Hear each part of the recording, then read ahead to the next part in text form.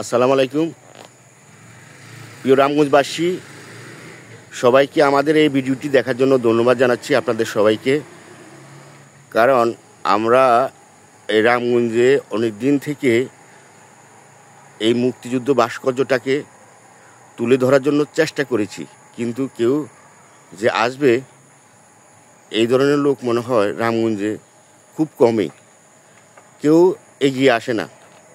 তাই আপনাদের দৃষ্টি আকর্ষণ করে বলছি, আপনারা একটু লক্ষ্য করুন।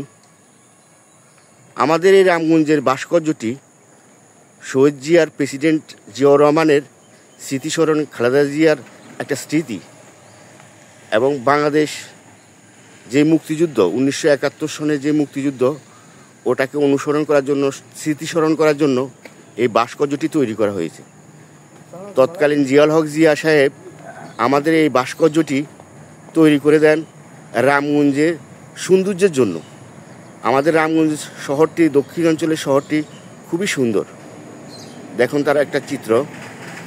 এই শহরটিকে সৌন্দর্য করার লক্ষ্যে আমাদের তৎকালীন মরহুম জিয়াউল হক জিয়া সাহেব, উনি এই স্মৃতিটাকে তুলে ধরছেন, এবং এই স্মৃতিটাকে তুলে ধরার জন্য, রামগঞ্জের সৌন্দর্যকে তুলে ধরার জন্য উনি এই ভাস্কর্যটি তৈরি করেছেন। কিন্তু আজ এই ভাস্কর্যটি অবহেলিত, যেন কেউ দেখার নাই। তাই রামগঞ্জে যারা বিএনপি করছেন, বড় বড় নেতা এবং অর্থশালী, প্রভাবশালী নেতাদের দৃষ্টি আকর্ষণ করছি, আপনারা এই রামগঞ্জের সৌন্দর্যটাকে, এই জিয়াউল হক জিয়া সাহেবের সৌন্দর্যটাকে একটু তুলে ধরার জন্য চেষ্টা করবেন, যাতে এই ভাস্কর্যটি সৌন্দর্য করা যায় এবং নির্মাণ করা যায়। আওয়ামী লীগের আমলে এই ভাস্কর্যটি দুটো হাত ভেঙে দিয়েছিলেন তখন। এই হাতগুলো এখনও ভাঙা অবস্থায় আছে, কেউ যেন দেখার মতো কেউ নাই।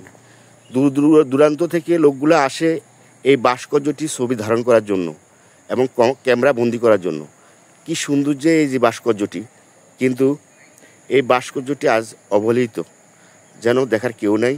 তাই রামগঞ্জবাসীকে অনুরোধ করব, আপনারা এই ভাস্কর্যটি স্মৃতিস্মরণ করার জন্য, মুক্তিযুদ্ধ স্মৃতিকে তুলে ধরার জন্য যারা প্রজন্ম, তাদেরকে যাতে আমরা এই মুক্তিযুদ্ধ স্মৃতিটাকে তুলে ধরতে পারি, রামগঞ্জের সৌন্দর্যটাকে তুলে ধরতে পারি, তার জন্য আপনারা সবাই এগিয়ে আসবেন।